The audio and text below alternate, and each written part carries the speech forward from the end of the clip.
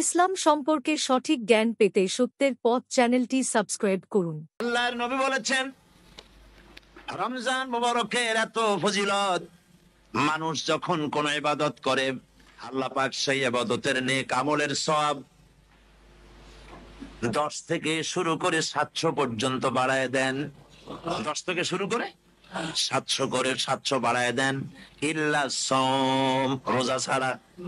নবীজি বলেছেন, রমজান মুবারকে কেউ যদি একটি নফল কাজ আদায় করে, একটি নফল ইবাদত করে, অন্য মাসের একটি ফরজ আদায় করার সওয়াব আল্লাহ পাক নামায়া বলে দিয়ে দিবেন।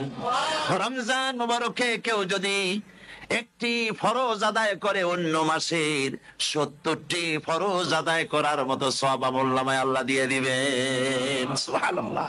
এই মাস আমাদের সামনে, আল্লাহু আকবার বলি, আল্লাহু আকবার বলি, আলহামদুলিল্লাহ। এই পবিত্র মাস আমাদের সামনে, এই মাসে এত সওয়াব, নফল হয় ফরজের মতো, আর ফরজ হয় 70টা ফরজের মতো। এত সওয়াব কেন হইল? আমরা না খেয়ে থাকি সেই জন্য নাকি? বলতে পারেন কেন হলো? একটি কারণ, শাহরু রমাদান আল্লাযী উনজিলা ফীহিল কুরআন। সুবহানাল্লাহ বলবেন না?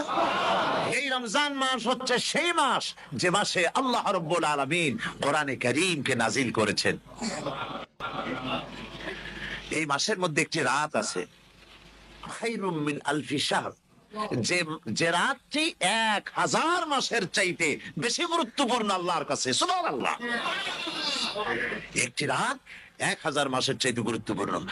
1000 মাস ক্যালকুলেটর দিয়ে হিসাব করলে দেখা যায় যে 1000 মাসে 83 বছর 4 মাস হয়।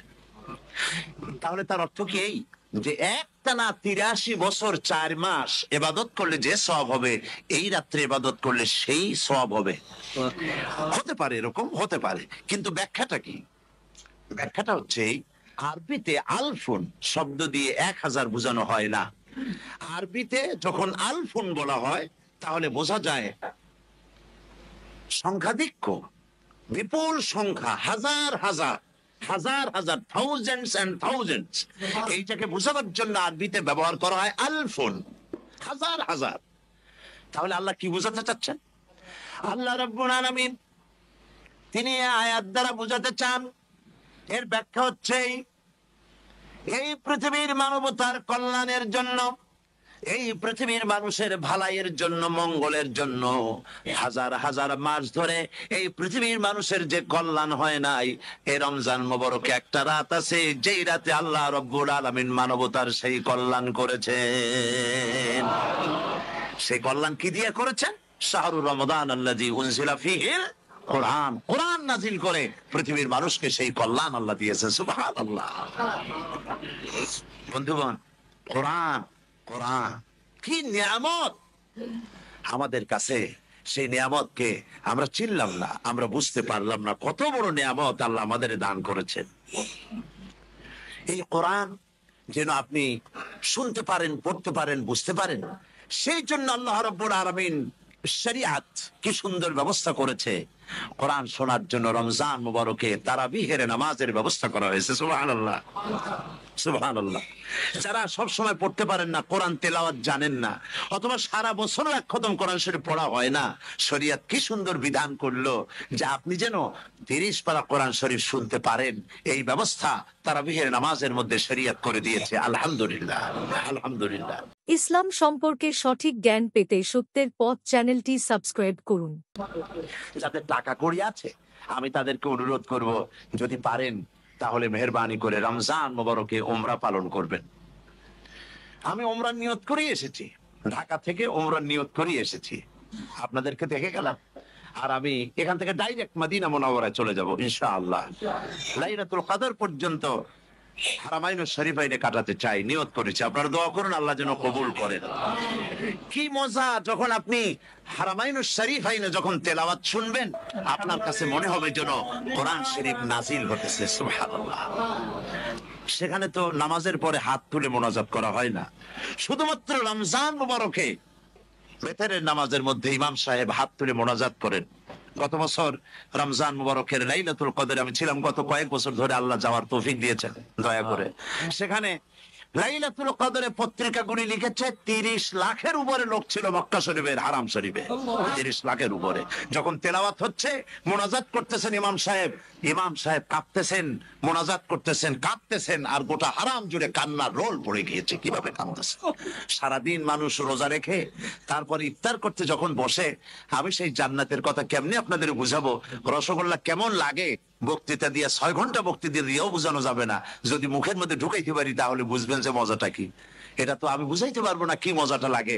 সারাদিন রোজা রাখার পর সমস্ত লক্ষ লক্ষ মুসল্লিরা বসে আছে মক্কা শরীফে, কাবা শরীফ সামনে, এখানে বসে আছে। রোজাদারের সামনে আছে জমজমের পানি আর মদিনা মুনাওয়ারার খুরমা। আল্লাহর ঘর সামনে, জান্নাতের থেকে আর কাকে বলে সুবহানাল্লাহ।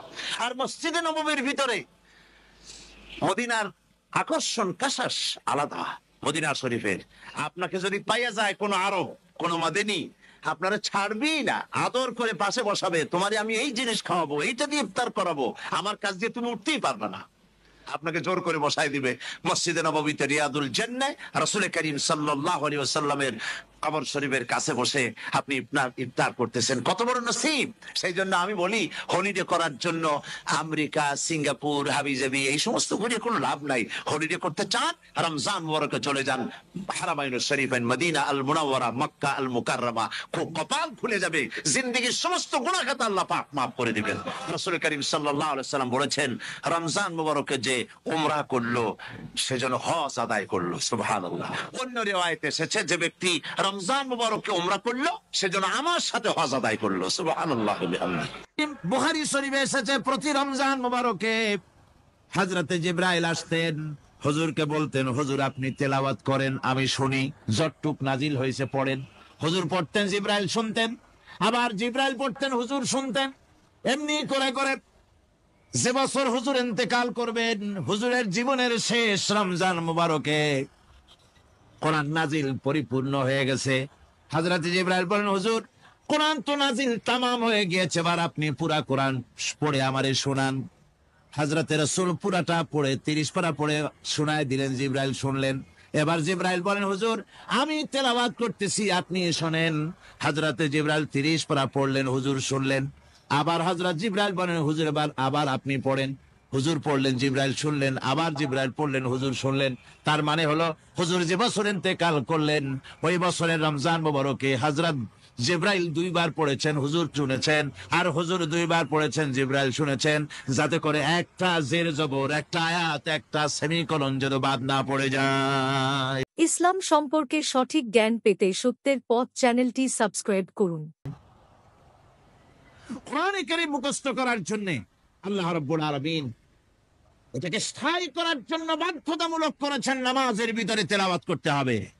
মানুষ নামাজের মধ্যে তেলাওয়াত করে, সওয়াবের জন্য সকালে পড়ে, বিকালে পড়ে, অর্থ সহকারে বুঝে পড়ে, রাত্রে পড়ে, দিনে পড়ে। পৃথিবীতে এমন একটা মুহূর্ত নাই যখন কোরআনে কারীম তেলাওয়াত হয় না। জোরে কোন সুবহানাল্লাহ।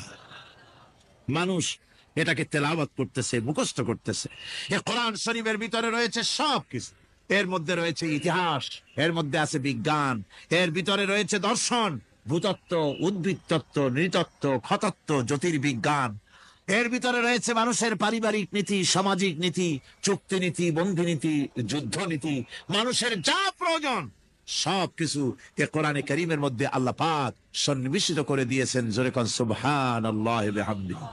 আমার ভাইয়েরা, কোরআন এর পরিচয়ের কথা বলতেছিলাম। আল্লাহ পাক কি কোরআন আমাদের শিখালেন, কোন কোরআন আমাদের শিখিয়েছেন, সেই কোরআনের পরিচিতি আপনাদের সামনে আমি তুলে ধরতেছি।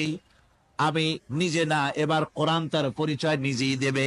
কেউ যদি কোরআনের কাছে জিজ্ঞাসা করে, কোরআন তুমি কোথা থেকে নাজিল হয়েছ, কে তোমাকে নাজিল করেছে, এই প্রশ্ন যদি কেউ কোরআনের কাছে করে, কোরআন নিজেই তার জবাব দিতে পারে কিনা?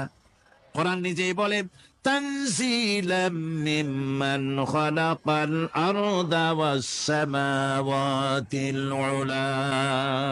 এই কোরআন নাজিল করেছেন তিনি, যিনি ওই উচ্চ আকাশ আর জমিনকে যিনি সৃষ্টি করেছেন, সেই আল্লাহ আমারে নাজিল করেছেন।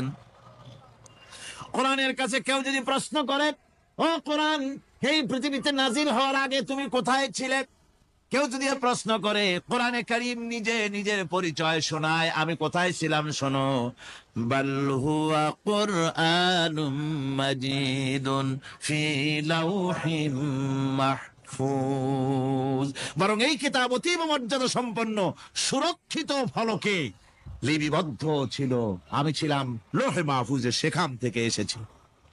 যদি কেউ প্রশ্ন করে কোরআন কি, কোরআন তুমি কার উপরে অবতীর্ণ হয়েছ, জবাব কোরআন নিজেই দেয়, ওয়া আমিনু বিমা নুজ্জিলা আলা মুহাম্মাদ ওয়া হুয়াল হাক্কু মির রাব্বিহিম, ঈমান আনো সেই জিনিসের উপরে যেটা মুহাম্মদ সাল্লাল্লাহু আলাইহি ওয়াসাল্লামের উপর অবতীর্ণ হয়েছে।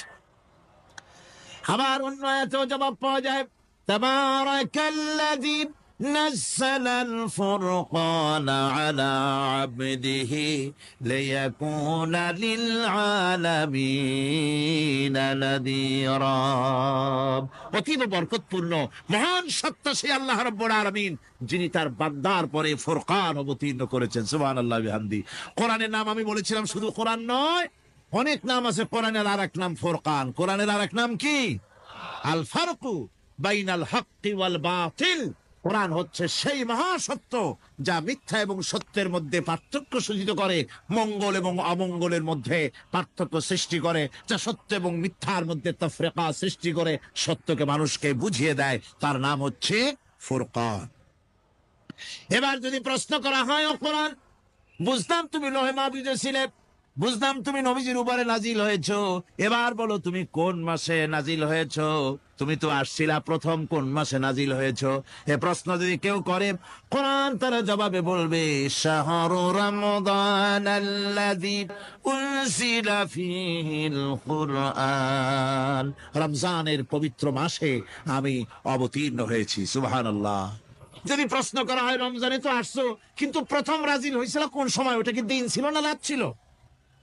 কোরআন তার জবাবে বলে, ইন্না আনজালনাহু ফি লাইলাতিল কদর, কদরের পবিত্র রাতে আমি এই পৃথিবীতে আমার আগমন ঘটেছিল। যদি প্রশ্ন করা হয়, বুঝলাম সবই, কেন নাজিল হয়েছে তুমি, এই পৃথিবীতে তোমার আসার উদ্দেশ্য কি, মূল কাজটা কি, এই প্রশ্ন যদি করা হয়, কোরআনে কারীম তার জবাবে বলে, শোনো কেন এসেছি, লিতুখরিজান নাসা মিনাজ যুলুমাতি ইলান নূর, আমার মিশন হচ্ছে গোটা বিশ্ব মানবতাকে পুঞ্জীভূত জমাট বাঁধা অন্ধকারের ভেতর থেকে টেনে বের করে আলোর সন্ধান দিতে, আলোর দিকে আনার জন্য আমি কোরআন নাজিল হয়েছি। গোটা পৃথিবীর মানুষ আছে অন্ধকারের ভিতরে। কিসের মধ্যে? অন্ধকার কি? অন্ধকার হচ্ছে পুঁজিবাদ, অন্ধকার সমাজতন্ত্র, অন্ধকার ধর্ম নিরপেক্ষতাবাদ, অন্ধকার জাতীয়তাবাদ, মানুষের তৈরি করা যত মতবাদ সব কি, জোরে কোন, সবগুলি কি? ইসলাম সম্পর্কে সঠিক জ্ঞান পেতে সত্যের পথ চ্যানেলটি সাবস্ক্রাইব করুন।